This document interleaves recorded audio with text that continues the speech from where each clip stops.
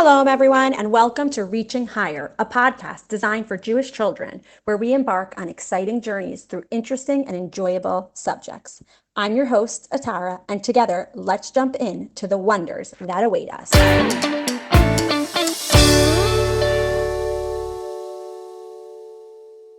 Welcome to our newest episode of Reaching Higher. When we asked kids in an earlier episode about their favorite places to visit in Jerusalem, Ta'ir mentioned that he loved visiting the Shuk. So, what is the Shuk?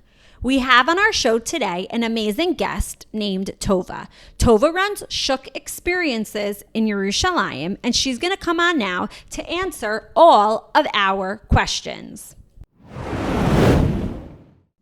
Hi, Tova. Welcome to Reaching Higher. Can you introduce yourself? Tell us where you're from and where you live now. Hi, Atara. Thank you for having me on your podcast. And hi to everybody listening. My name is Tova Heller.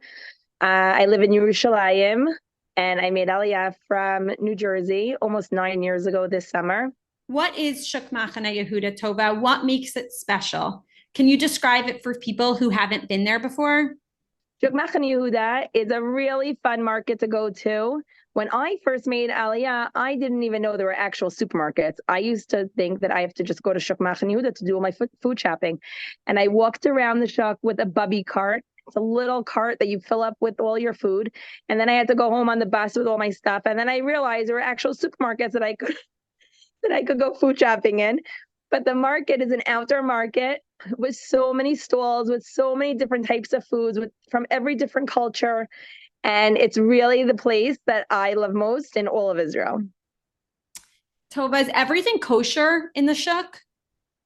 So I would say 95% of the stores have a kashrus to that, but I think they have different levels. So it's kosher really, but it depends on your level of kashrus, and depending on what food that they have, that's where you're going to probably want to eat.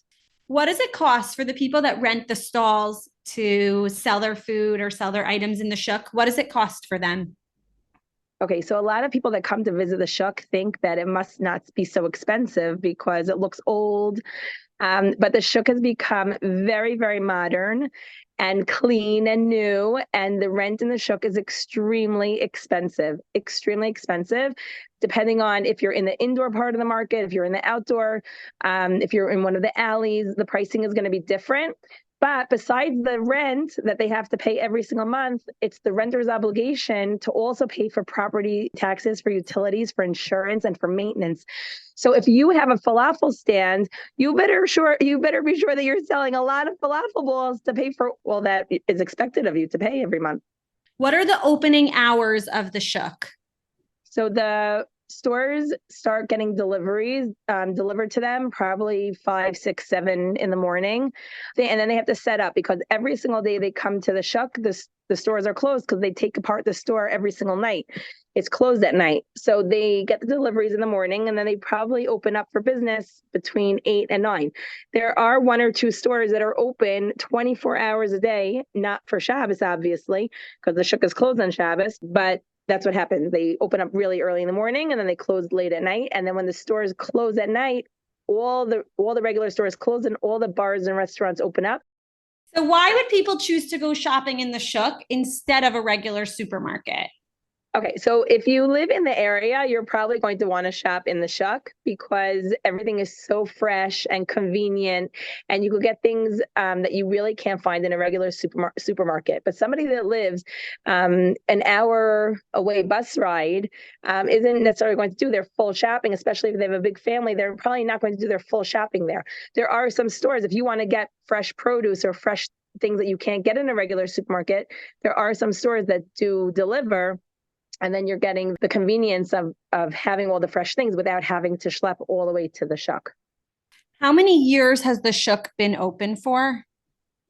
So this past summer, the Shuk actually just celebrated 100 years of existence. It was set up as a full structure with the British mandate in the early 1900s. So it's been around for 100 years, but it's definitely in the last 10, 15 years revamped itself and become not only like a market, but also a really fun place to hang out. A lot of restaurants, a lot of fun foods to try, and yeah. So on your Shuk experience, when you take families around, how do you choose which stalls to visit and which foods you think they should taste? So that's such a good question. There are so many stores in the Shuk. I think there are about 300 different stalls in the Shuk. And on my Shuk experience, we only have a little like 2 hours to see everything, and we can only eat so much in a 2 hour time period so that you don't get too full. So the places that I love to go to are places they have to have three requirements. They have to have a really good food that they're serving. They have to have a really good story, and they have to have really nice people that work there. In the Shuk, there are a lot of nice people, but then there are other people that maybe you don't necessarily want to go visit. So even if the place has a really good food, but the people aren't as nice or respectful, then I don't go to those places.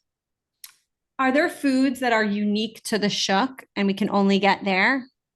I think that the seasonal foods, because what's very special about living in Israel is that um, you eat the food in its season. So when it's cherry season, like right now, you're getting cherries, but you're not going to have cherries later on in the winter. But you'll have strawberries later in the winter. You don't have strawberries now. So when you're in the Shuk, you're getting those in season fruits right away. In the Shuk, you're going to have fresh bread and fresh pastries, all the things that you can't get necessarily in a regular supermarket. Tova, when I used to visit Israel with my family, but with my parents before I made Aliyah, we used to go and visit the Shuk and we would buy things. So why is going on a Shuk experience with you different than going around with our parents and our families? So the Shuk is a really fun balagan. Balagan is chaos and noise. And I always tell my groups that this is going to be a guided balagan, because a lot of times when you come with your family, everybody's very overwhelmed. There's a lot of people walking around.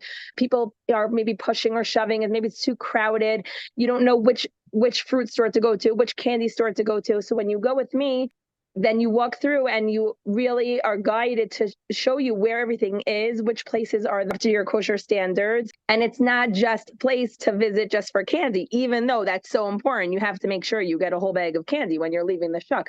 But you also want to find the places that have the yummy Slurpees or the best ice cream and the yummy falafels or the best French fries. So when you come with me, you really learn about those things. And you also learn about foods that you maybe never have tasted. When I take people on my Shuk tour, a lot of times the mommies and the abbas tell me that their children are so picky. And you know what I tell them all the time? I say that even if their child is so picky, those picky eaters are going to end up eating the most on the Shuk tour, because somehow the food that I give them to taste is so intriguing that they taste it, and then they're the ones that want to finish the whole plate.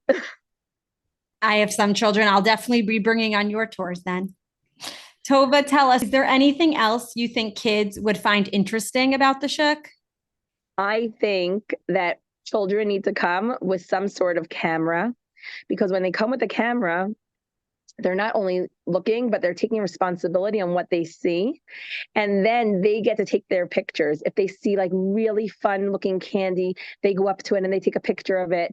If they see the fish stalls and they want to take a picture of the fish, I think that kids should just have an opportunity to explore. And even if they're not taking it, or they don't need their own camera, they could use their parents' phones and take pictures on the phone, but they need the responsibility to walk through and feel like they're exploring it from their eyes.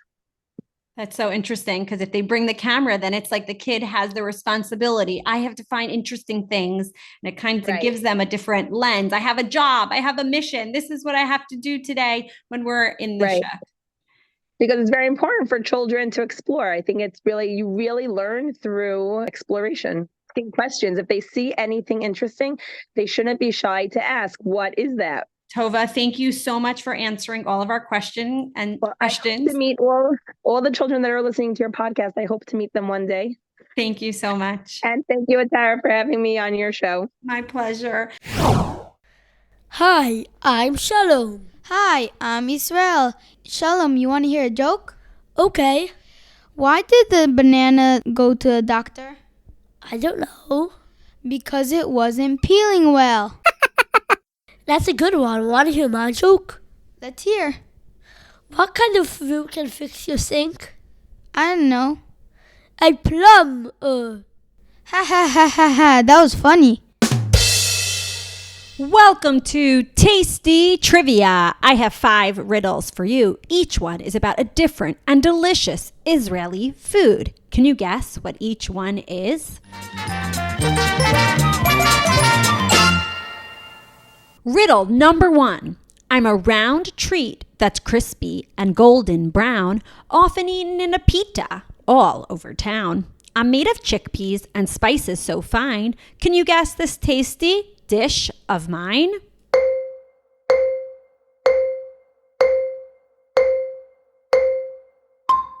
I'm falafel. Woo!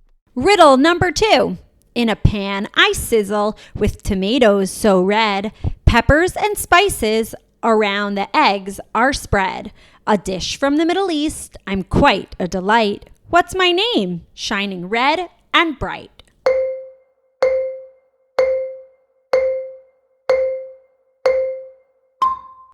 I'm Shakshuka. Woo! Riddle number 3. I'm a cutlet of chicken, breaded then fried. From Europe to Israel, my fame is wide. Crispy and golden, a meal that's a thrill. What's my name? I'm a dish you can't grill.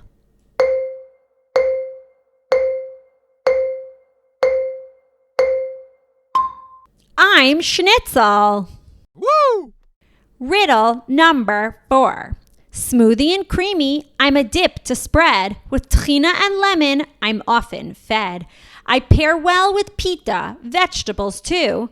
What am I called? Can you give it a clue?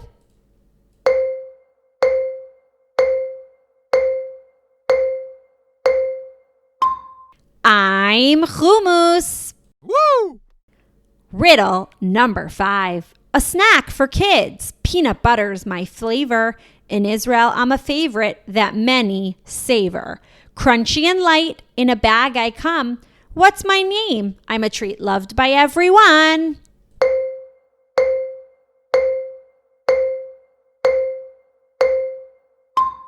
I am Bamba. Woo! Now that we learned all about different Israeli foods, we asked some kids, what's your favorite Israeli food? Hi, my name is Zami, and my favorite Israeli food is falafel.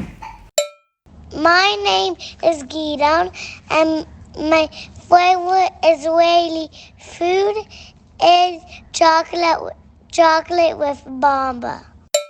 My name is Nachi, and my favorite Israeli food is chocolate.